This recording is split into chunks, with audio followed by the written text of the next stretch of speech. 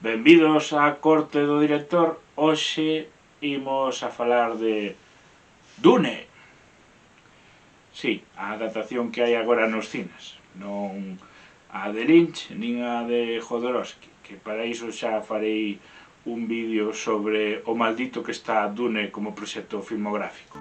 I didn't read Dune, but I have a friend who said it was fantastic. I don't know what I say Dune. I can say Don Quixote, I can say Hamlet, I don't know, anything. Para os que non leron a novela, Dune é como ver fariña, pero no espacio. Mas do que vocês estão rindo, só estou dizendo a verdade. E é engraçada.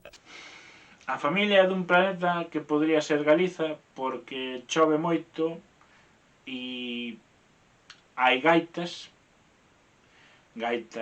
todo o rato, e no cal solo me faltaron as vacas, pero bueno, das a entender que tamén hai vacas porque nunha escena falase que o abuelo do protagonista morreu xogando cuns touros, e no momento dado o emperador dilles que teñen que irse a outro planeta que está moi seco a xestionar como se saca a droga del, porque é un planeta moi seco. Entón é como se unha familia de Galicia fose a xestionar negocios curiosos a Andalucía.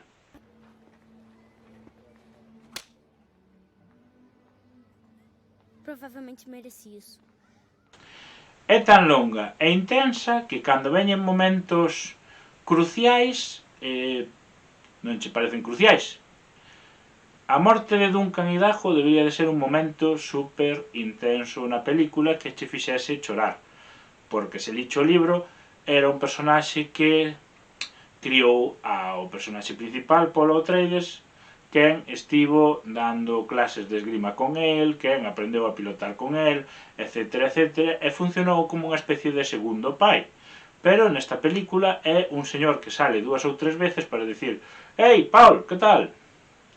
E despois aparece para morrer e tú ves unha escena de esgrima moi ben feita, pero que carece dese fondo, dese trasfondo que che faría chorar, e dis, pois morreu este tipo. Rola um!